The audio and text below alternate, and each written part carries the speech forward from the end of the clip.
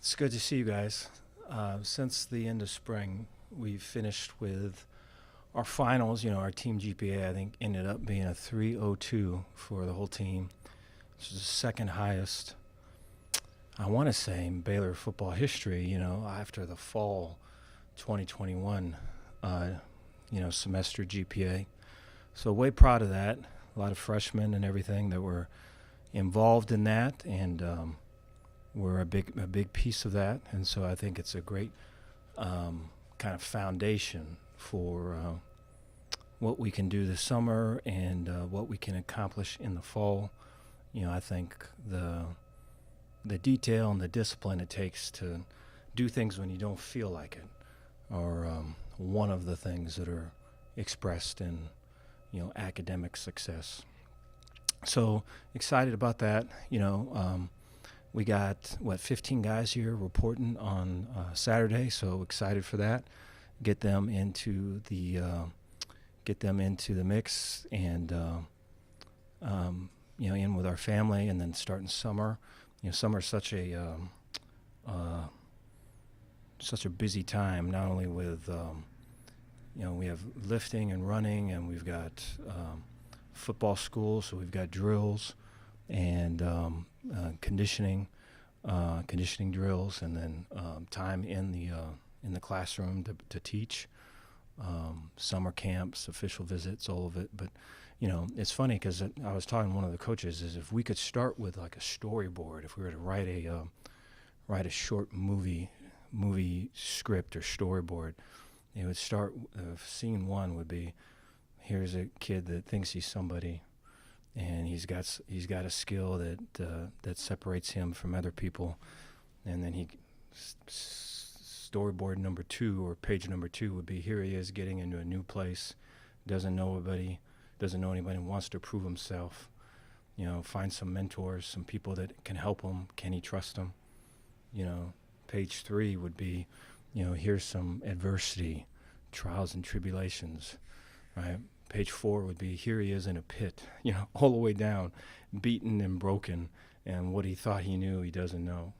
And then, page 5 would be, here he is now on a rise, kind of a transformation. Here's somebody that's sees sport as something he can express who he really is. And so that whole thing's exciting to get into that and start again with a new group. But wanted to be able to have this time with you guys prior before we take any questions, because I know that there's the summer kind of talking tour is about to start. I think it actually starts tonight, and I'm sure with all that there's going to be things that are going to come out that I have to imagine you guys have an interest in. And so wanted to be able to holler at you guys prior to any of that. So I appreciate you guys being here. But questions? Dave, I guess it's kind of obvious, but have you decided on the starting quarterback? We have, yeah. We had a talk with both Blake and Sawyer, I think, the week after the spring game, and so we named Blake the starter. And I had really good talk with Sawyer and Blake at that time. And, the reasons for all of that, twofold. One is I thought, Sawyer really progressed and got better at the end of spring. I think things settled down for him and everything. And I have to imagine he's going to continue to get better. And so, in talking with Sawyer, it's like, hey, man, way impressed with you. Your future here is really bright. Hey, it's a big old thing. Just take it one step at a time and keep your head down. You're going to be great. With Blake, like, his consistency and his overall improvement was way impressive. And then his leadership and the growth there was impressive. And, I'd have to, from y'all's perspective, I can see in that spring game where it probably, could have been this or could have been that. I think overall the spring with Blake was really good. And his leadership was much improved. And so, I think he earned it, would be one. And two would be, I think moving into the summer and just kind of into fall camp is that we want to help solidify with Blake that, hey, this is your team. You've done all the work, you've earned it. We just talked about kind of being in a pit and kind of rising up. And I think that's the whole thing. I think, for me, I mean, how many times has that been me, And then you look at our players, and when guys are in that position, to give them the opportunity to climb out that thing and be the new them. And I think that's what Blake's doing, and I'm way proud of him. And so want to give him the stage to be able to assert himself completely. He's the guy, it's his team, take us into summer and fall, give us the best shot to start it off. So excited for that. I thought talk with all of them both went well, and talking to Sawyer, I guess, hey, how you feel with all of it? And he goes, Coach, I love Baylor, it's where I want to be. You're going to continue to see me get better, and we all knew that, that's the case, and I'm sure that we will see him continue to get better. So, Dave, where is he on the storyboard?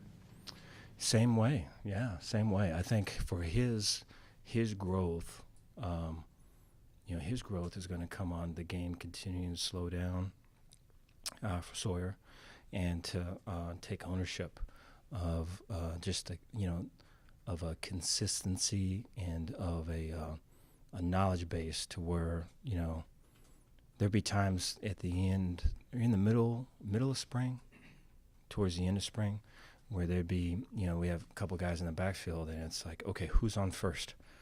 It's okay. Do you know who's on first right now? And so I think to grow out of that space and to be able to say, hey man, this is kind of where it's at. This is what we're doing. This is why we're calling it. This is what the expectation is. And those are all things I know he's been working overtime to get to that spot. I think it's just a matter of time. So future's bright for him. Garmin Randolph didn't play in spring.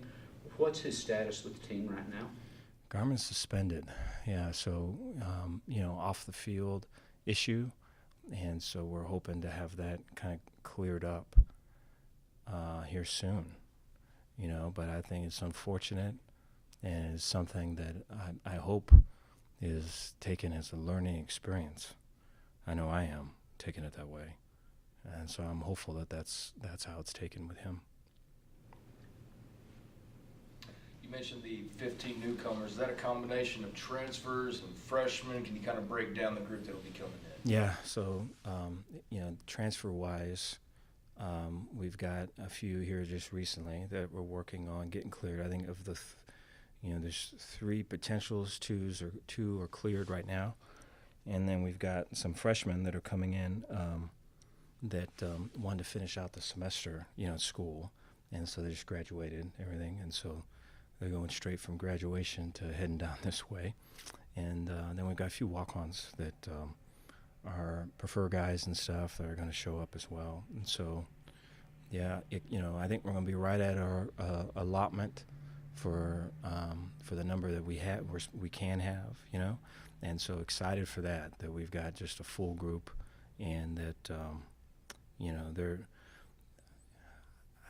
one of the things I'm most, if I allow myself, one of the things that I'm proud of and pleased for is that people are coming. The folks that are choosing to come to Baylor right now is because of what Baylor is, and how they see, how they see Christian faith, how they see, the importance of education, how they see, hey, we want to win championships, we want to win this way, doing it this way. And there's guys that are coming because of that. Or I think maybe in the past there'd be times where I'd be trying to explain, hey, this is kind of why we want to do it this way, and so now they're coming now because of it. And that's just a way cool thing. And I think it's very much illustrated in the group that's coming here in a couple days. Dave, I can't remember if it was Grimes or one of the other coaches, but they talked about it's rare when you hit on just about everything. And they were talking about the transfers. Mm-hmm. Did you feel like you got, particularly what you've seen so far, that pretty much all those guys were hits? Yeah, we got a couple of them on like the dean's list, they're 4.0s. So, and then they're great players. They're starters right now, they're leaders. So I think that ties in with the previous comment. I just think, I mean, and when it's transfer, it's happened so fast. So, kid enters the transfer portal that night. He's got 15 or 20 offers, and then you don't know how much of this stuff's kind of been, in the weeds and all of it prior to that. Which usually, if that's the case, it's already done. But and so there's always the push to go fast, hurry, do this, do that. And so while we ascribe to that somewhat, and I feel like you have to, there is an element where they sit down with me and they kind of go through all this stuff with Baylor, and that could turn some folks away, And so for the guys that kind of turn to it, I think says everything, because that's the guy that we want. And so, there's enough dudes out there where you can get the ones that fit, and I feel like we have to this point. So, Dave, Byron Bonds, I believe he signed up. Yeah. What's he going to add to the team? pass rush. Yeah, I think I think when you look at the 3-4, there's the jack on this side of it. There's the wheel linebacker in the middle of it. There's the nose in the middle of it. I guess you could look at those two maybe as one guy or one element, I guess. And then there's the star on the other side. And so with the star and the jack, on or near the line of scrimmage with the 3 down linemen, that's 5 guys. Offense has got 5 guys to block those 5 guys. So how do they do it? If the jack is a legitimate pass rusher and can win a one-on-one, they'll slide the protection to the jack, which now allows the star to win a one-on-one versus a running back. And there's Jalen a couple years ago showed how that looks.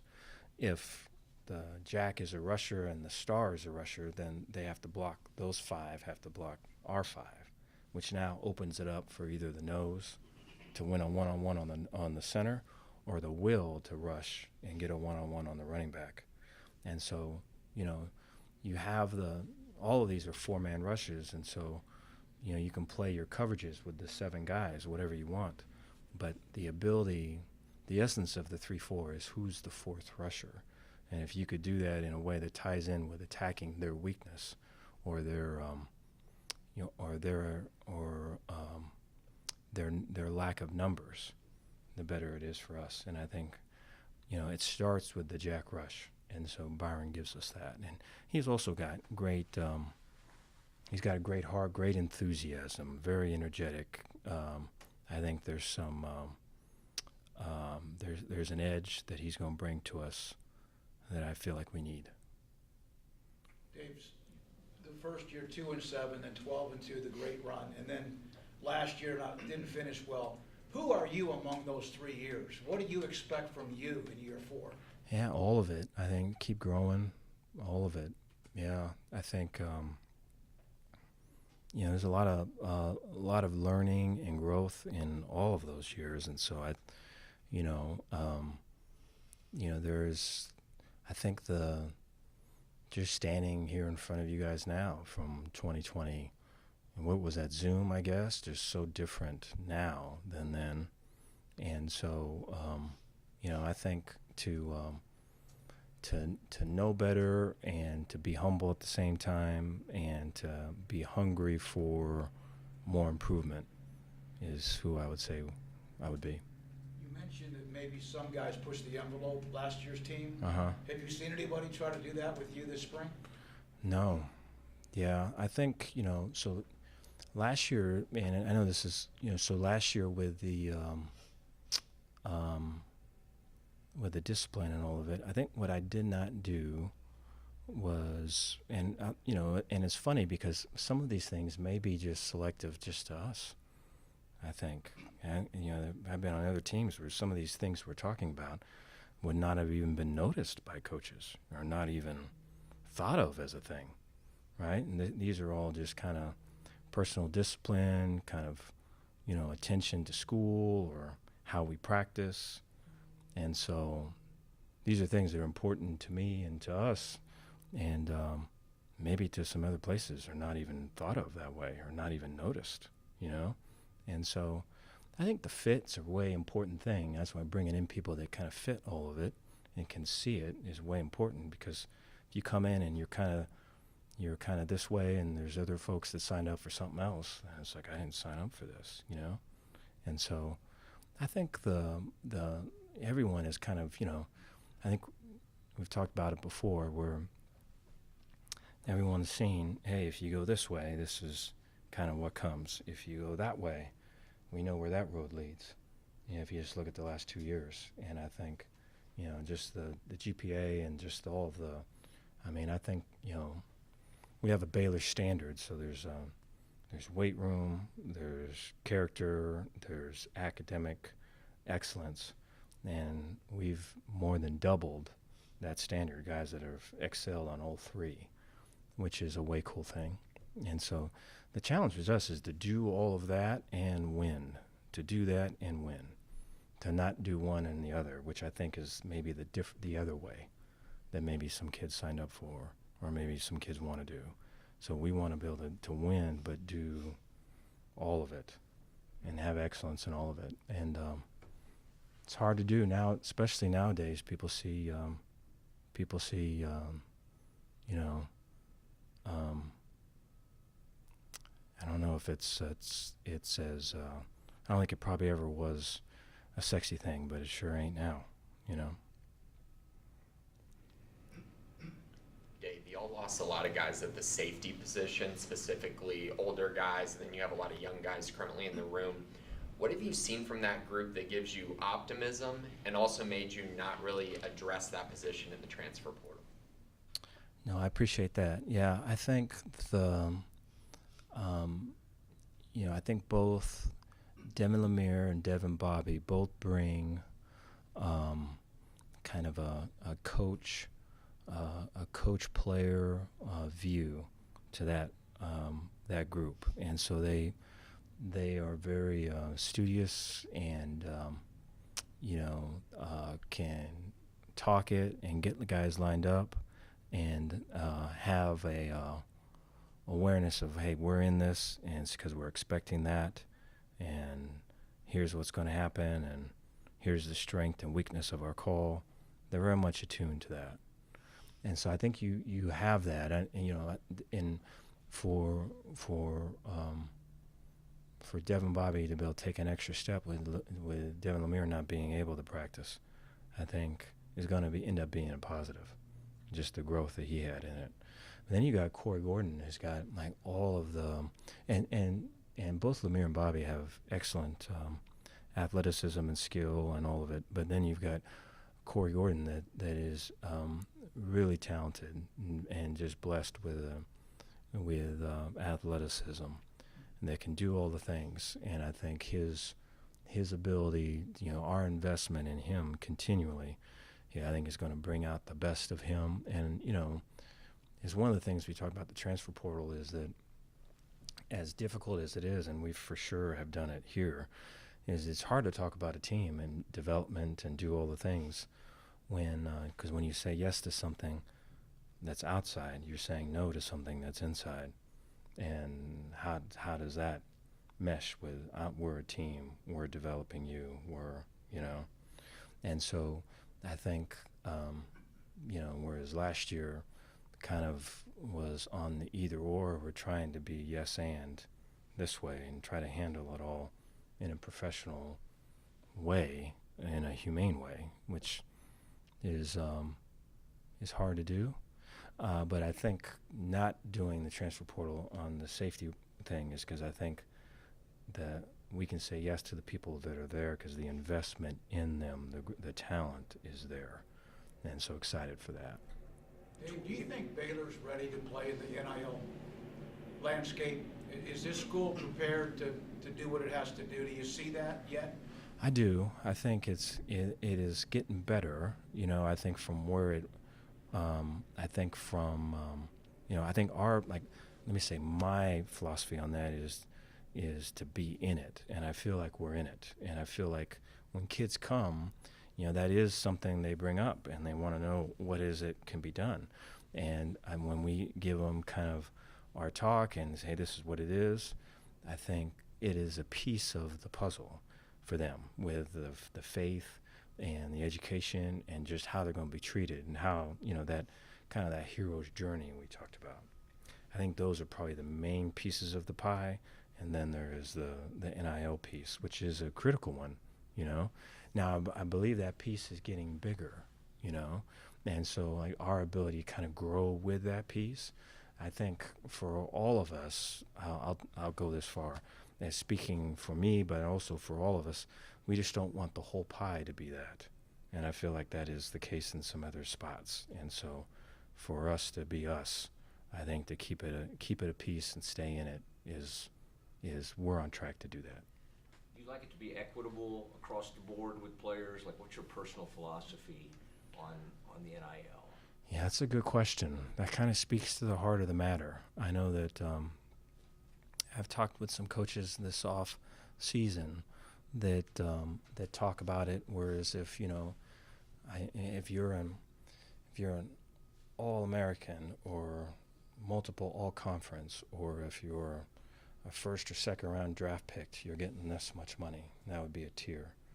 And then if you're a starter, if you're not on any of the good lists, if you're on all the good, if not on any of the bad lists, but you're on the good list, maybe you're on a poster on I-35 trying to get people to come to the games, you're on tier 2. Then tier 3 would be, hey, you're on the team, you don't embarrass the team, here's a little something for you to be on the team. And I just think, if you do it that way, I wonder, what does that do for team chemistry? What does that do for, frankly, I don't think we have anyone in tier 1 anyways, And so I just don't know what that does for, who's making the decisions, who's tier 1, tier 2, tier 3, right? What's the organization for communicating that to the players and their families? And, if it is truly person over player, how does that play into, hey, this player makes more money than this other player, and, I could do that, but you're not giving me the opportunity. And I don't know, I just think it's a disruptor, I feel, and I don't know if it necessarily needs to go that path. And so I look at it more as here's something that everyone on the team gets, and we're able to kind of build from there. And so, but that's a good one. It's becoming more and more of a topic, because I have to imagine doing it in a tier way is possibly a less expensive way. Okay. Thank you, guys. Appreciate you all.